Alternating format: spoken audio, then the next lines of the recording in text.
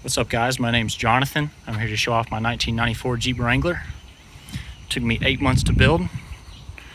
Only thing out of a parts catalog that'll still fit it is a hard top or soft top. Nothing else will really fit it anymore. So let's just jump right in. We have a 37-inch tire, 17-inch rim. I wish I'd have went with 40s, but you know, hindsight's 20/20. Yukon locking hubs on the front Ford Dana 60. It is a high pinion Dana 60. Weld on high steer from Artec. Tie rod and drag link are from Rough Stuff Specialties. They're a Heim joint, 3/4 inch bolts. PSC hydraulic assist steering. Inside the pumpkin, there's a set of 4.88-to-1 gears and a spool.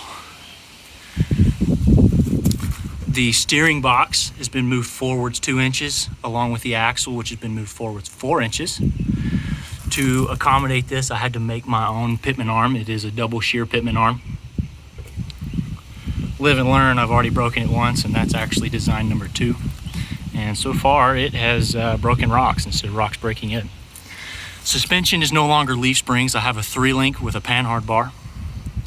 Coilovers, these are 12-inch travel Fox emulsion shocks coilovers with a set of Terraflex hydraulic bump stops. Moving underneath here, this is a custom skid plate that I fabricated myself for the link mounts. It's a 3-piece skid plate with the center section that drops out and a set of 3/8 plates on each side for the links to mount to. In the back is a match to the Ford front is the Ford rear. It's a Sterling 10.5 with 4.88-to-1 gears and a Detroit locker. Again, 3-link with a panhard bar. Shocks are Radflow 14-inch travel reservoir shocks, coilovers. Ballistic Fab provided me with every bracket on this Jeep. Radflow bump stops. Nice Artec shock towers. The rear axle has been stretched rearwards 5 inches. Gives me a 102-inch wheelbase. Almost 102, 103. You'll see the other side. So no more leaf springs on this leaf sprung Jeep. Body armor. The rear corner guards are a custom cut. I cut them myself. The rear fender flares are metal cloak, which were cut to fit the stretch. As you can see, rear bumper is a moto-built bumper. I added the trailer hitch receiver for, you know, if I wanted to do like a bike rack or something. LED tail lights and a little work light there. Along the side, I have a set of rocker guards. They're just a generic rocker guard. A little bit of customization, not much. Front fender flares are metal cloak as well. Front bumper was fabricated by myself out of 3/16 steel. I bought the D-ring hooks because I didn't have anything to cut that kind of steel in my home shop. Welded it all together. I've ran through quite a few trees. The skid plate for the steering box is integrated in. The bracket for the steering box stretch was made out of 3/8 plate. I made it as well, fabricated it. Under the hood is still the 4.0. Let me put this down real quick.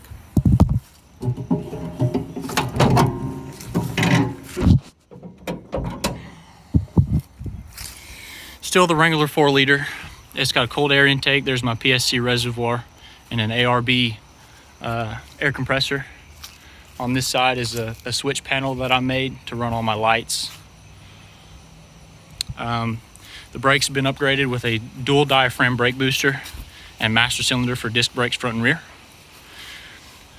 Transmission is an AX15 5-speed manual transmission. Let's jump into the inside here.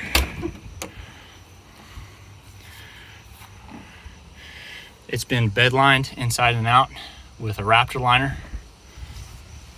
Steering wheel wrap was something I did. Speakers are all kicker. There's 2 highs, 2 mids, and a sub.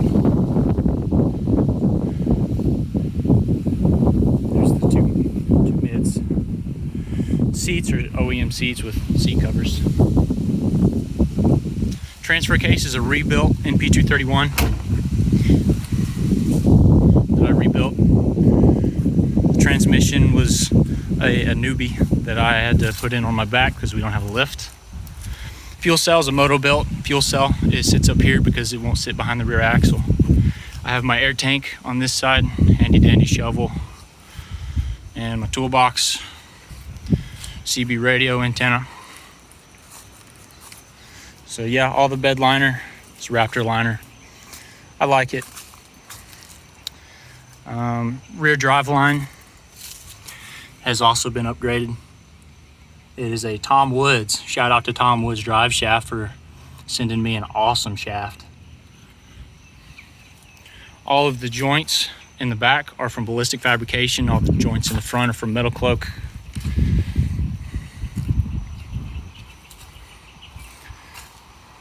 What would I change about it? This right here. These are coil and shock towers for a TJ, a newer Jeep Wrangler that I modified to fit the coilovers.